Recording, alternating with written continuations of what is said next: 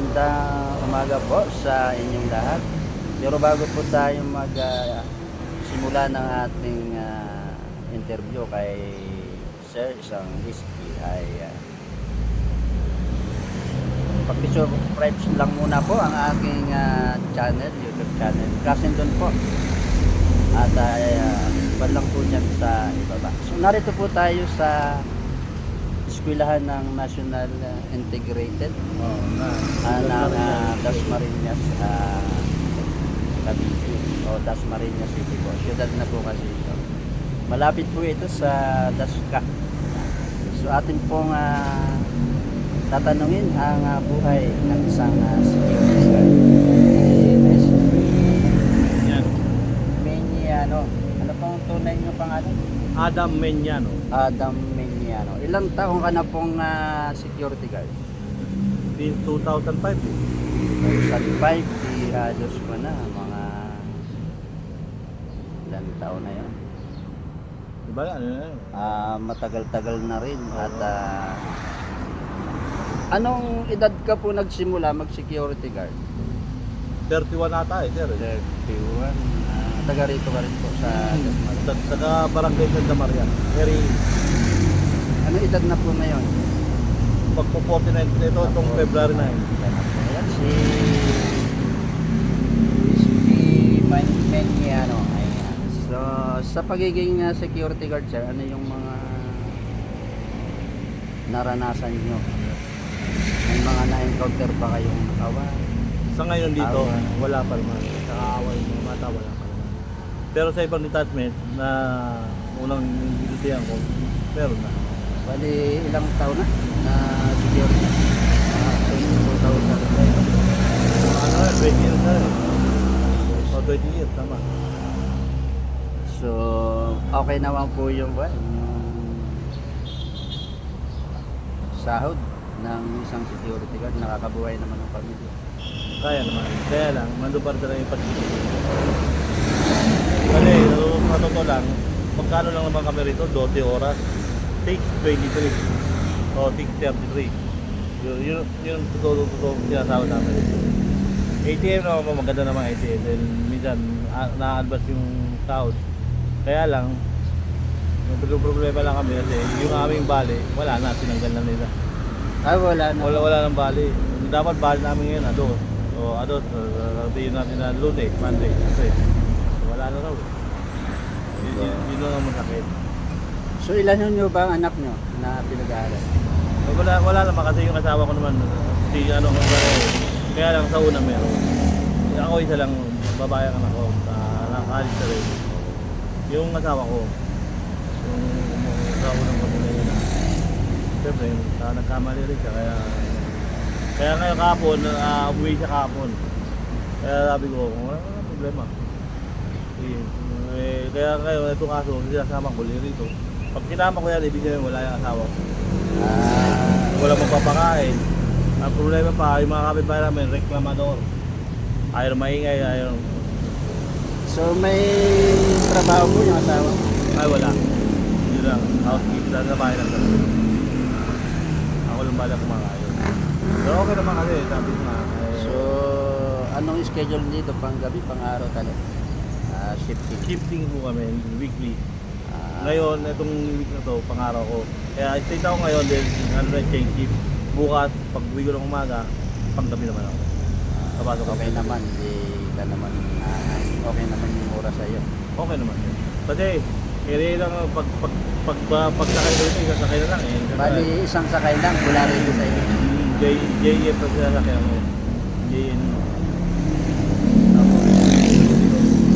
Pero minsan, pagdating ng alas 6, kung pang-araw o pang-alas 6, nagdadalaw ko sakay na ako kasi wala nang babayan. Area muna. Nawad ako. Wala ako sa sakay na pagkakas. Kaya wala ka nang planong lumipat.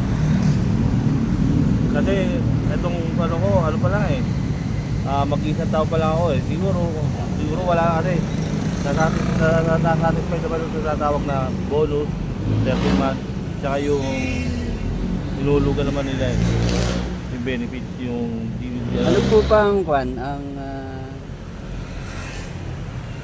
kailangan, halimbawa sa mga nanonood gustong mag-security guard, ano po ba ang dapat nilang gawin?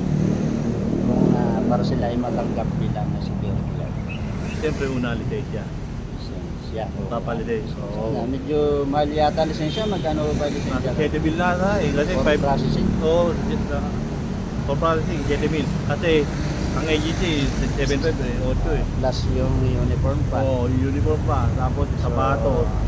Mga magkano kaya ang iahanda nila bago? Mga 1,000, mga 10,000. Ano? Pwede. Kaya sa mga nagnanais mag-security guard, kailangan talagang bali. Pero may mga agency na yung libre, ano, tapos kaltas lang, di ba? Pero bihira yung gano'n. Pambira kasi natatakot din sila. Baka kasi naka-duty nga. Ay biglang maikutan ng tosya. Sila delikado. Wala maipakita. Sila ang problema natin. Pag mabuti nga ngayon eh. Yung simula nung nagtaon dito, wala. Anong mga requirement para Kasi nung gumawa ko ng nag-renew ko ng lisensya, ang pinakuha lang sa akin hindi na NBI, National Police Clearance ng Tapos, oo. kahit yung mga bago pa, mga Kasi pagbago talaga, kailangan talaga NBI, Police Clearance, tayo sa mga new beginners. sa renewal matagal na. Oo, pag Pero pag yung beginner, yun ang maraming Oo, requirement. napakarami, halos. Para ka rin nag-apply mag-apply na nila kasi napakahirap po. Tsaka, ang punto kasi nung mata. Kaya sabi ko, kailangan talaga may supporta talaga ng galing ng pagkukulat, ng material. Para, kasi yun ang pinakapunan mo na eh. Para makapagpula eh. Ayan, thank you sir sa ating interview at Salamat. ingat ka po lagi sa iyong thank you po sa mga viewers natin. Hi ka po. SG Minyano. Pangalan nga sir ng Adam. Sir SG Minyano Adam. Adam. Ayan. Thank you po. Bye-bye. Ayan, gandang araw po sa inyong lahat. So ito po yung continuation ng ating part 1 ng buhay security guard. At doon sa huli nating na interview ay naitanong natin ang mga kailangan para ikaw ay maging security guard. Nung mga panahon namin ay maraming requirement, pero ngayon ay lalo na pag ikaw ay renewal lang. So ang hinihingi lang ngayon ay ang police clearance. So marami pa pong mga pwedeng itanong sa pagiging security guard kung gusto nyo pong mag-apply. So may idadagdag lang po akong ilan tungkol sa mga binanggit ng mga ka-5-9 natin. So nauna, ang pag ikay mag-a-apply bilang isang security guard ay una-una ay siyempre handa ang iyong sarili. Tatanungin kasi iyong sarili at ipapakilala mo. Ikaw ba ay taga saan? Ano ba ang tinapos mo? Ano ba ang alam mo? At siyempre, kailangan ikaw ay physically fit. So, at least high school graduate po ang kailangan sa security guard.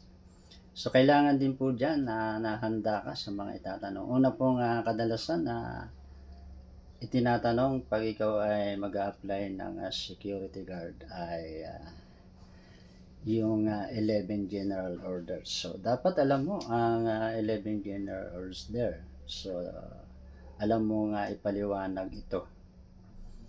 At itatanong din dyan yung code of ethics. So dapat alam mo rin kung paano ito ipapaliwanag ng maayos. Yung code of conduct, itatanong din po ito para masiguro ng kumpanya na a-applyan mo na alam mo lahat ang mga ito. Yung cardinal rules, so napakahalaga po nito. Isang bagay po ito na dapat ay malaman ng isang guardia kasi dito nababatay yung kaalaman mo para malaman kung ikaw ay marunong gumamit ng barel, kung kailan ito dapat gawin at hindi dapat gawin. Ayan. So, tatanong din dyan yung ikaw ba'y marunong gumamit ng fire extinguisher. Ito po yung pamatay sunog. At aalamin din kung halimbawa malaki ang sunog, ano ba ang gagawin mo? At maliit ang sunog, aalamin din sa iyo kung ano ang gagawin mo. Kasi magkakaiba po pag ang apply ay maliit lang. Kailangan papatayin mo lang siya. Kung kailangan naman na kung makukuha sa fire extinguisher, ay papatayin mo lang sa fire extinguisher. Kaysa mag-alarm clock ka, kasi kapag nag-alarm clock ka po ay maraming maaabala. Lalo na kung malaking kumpanya. Pero kung kailangan na talaga at malaking-malaki na po yung sunog, kailangan mo nang mag-alarma at report sa mga bumbero. So, siyempre tatanong din sa iyo, ano ba yung pwede mong maitulong sa kumpanya kapag ikaw ay tatanggapin nila. So, siguro yun lang po ang isa sa mga tip natin sa mga gustong pumasok sa pagiging security. Muli, ito po si Cousin Dom na inyong kagapay, kasangga hanggang dulo. Bye-bye.